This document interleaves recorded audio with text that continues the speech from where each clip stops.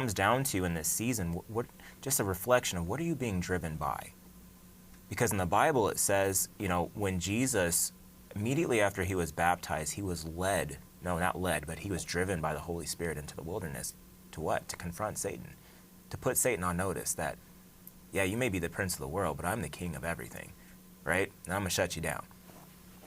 Mm-hmm. And so there's a key. He understood his mission. He understood his mission, but there was a key element in what the Bible was saying. Is he was driven by the Holy Spirit and the Holy Spirit alone. Yeah. And in life, we can get easily caught up and distracted and driven by other things. So a lot of times, during this holiday season, for some of us, it's, we get caught up in trying to keep up with the Joneses. We want to buy the latest, greatest thing for our kids, buy the latest, greatest thing for your spouse or your loved ones, which is all fine and good. You want to do those things, but being mindful of what's driving you to do that. Yeah. Is it materialism? Mm-hmm. Is it just a need to match everyone else? What are you being driven by, not only in this season, but what are you being driven by in your own life? It's good. Because we should all just be led as believers by the Spirit of God. Why? Because that is the only presence in this entire universe that can sustain you through any type of circumstance.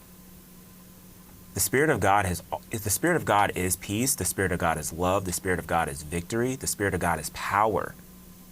The Spirit of God is perseverance and patience, it's long-suffering. It's all of those things that can help you continue on in what God has called you to do in your purposes. And for those of you who are still searching, Spirit of God, it can reveal what your purpose is. Yeah. But you have to come back to being honest with yourself and saying, okay, what am I being driven by? Because to your point, Pastor Matt, and I'm sure we've talked about this before, but this holiday season, this time of year, is the season where suicidal thoughts are peaking, loneliness peak. Yeah. All of these things that cause people to feel a sense of despair and hopelessness, and you have to wonder why that is. Well, it's funny you say that because I literally was just thinking about exactly what you just said. You took the words right out of my mouth because, we're even in a time with how it gets dark early in the day. Correct. I mean, people kind of tend to swing towards, they want to think negatively. They're kind of, waking up or going to bed, extra early, like, I'm depressed, I'm sad. And some people may feel loneliness even during the holiday season, which is something I definitely want to pray against, at the end of this episode. But, Psalms 119 talks about your word is what? A lamp unto my feet and a light unto my path. Notice two different types of things that the light is providing. It's a lamp to my feet, but a light to my path. So what? The light turns on. So if I walk into a dark room and I flip the light on, now I know where I can go in the room. But if I go in there and it's dark, I'm guessing on where to go. If I turn the light on, I definitely know where I can go in the room and not stub a toe or what I need to grab in that room. Yeah. Okay? But if it's dark, I'm having to kind of play a guessing game. And I think people are doing that in life is they're having to guess so much on where to go because they're not turning the light on. And so even John 1 verse 5, the light shines in the darkness and the darkness has not overcome it. So think about it. You talked about suicidal thoughts.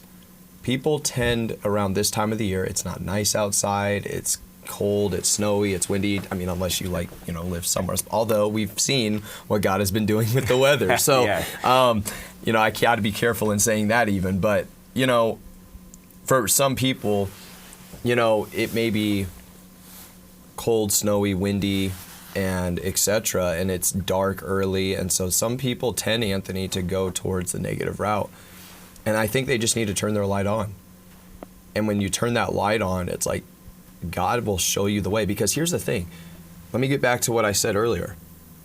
Have I been attacked in life? Absolutely. The Bible never says we won't be attacked. It just says, and it talks about the promises of what to do when you're attacked. Correct. And what you can stand on through the storm. Mm-hmm. And you can cast out the storm. You can cast away the storm. You can bind the storm. You can bind the strong man, right? Jesus was tempted. But guess what he did? He what? You just referred to it. He stood on what his mission was and did not let the devil take control of his mind his will, his emotions, or his mission. The devil attacked him. The Almighty was attacked. But Jesus stood on his promise. He let his light stay on. And ultimately, and even then, think about it that way. When King Herod was out trying to get to Jesus, what happened? The angel came and warned Joseph in a dream. Yeah. Okay? What's an angel? Light. Think good. about that. It's you good. know, there's always promise of light in the darkness, but you have to choose if you're going to stay in the darkness. Joseph could have just ignored it, could have just went back to sleep, turned the light off, turned the angel out, and then what would have happened? Right. You get what I'm saying? Yeah, that's really good You know, revelation. people don't think about it Yeah, enough. I like how you put that together. Yeah, and I think it's about standing on the promises that God has, and the promises of God are light. Promises of God are easy. Promises of God are going through what could be a dark season that changes to light, and you start seeing the light at the end of the tunnel. Exactly. It becomes easier. You know what I'm Yep. saying? It's not easy to pay a price. Okay? There's going to be persecution, there's going to be challenges, but guess what? God's way is always easier than the dark way, the devil's way, the principalities and the things of hell that try to attack you that way. Right. Don't go that way. Right. You know, we got to stand on the light, man, and Yeah. turn the light on. It's a huge guide. It's a huge guide. You know, you ever like get home and you're just like, everything's just dark in your house and you're just like, oh my gosh, I got to turn something on or I'm going to like drop something or, bump into something. It's a weird feeling. You know what I mean? And so I think in life, that is what people are feeling sometimes around this season and just in life in general. And they're needing that what's the word? Drive. I hate using motivation. You already know that, because drive is a continuous thing. Motivation is temporary, but they need that drive to where it's like, I'm going to wake up every day and turn that light on, and nothing is going to take it away. Yeah. Nothing. You know, and excuse me, but I think that's the thing, is we've got to understand our promises and we've got to stand in the light, man. Exactly. Turn it on and stand in it, man. Don't let nothing cover it up. I love that.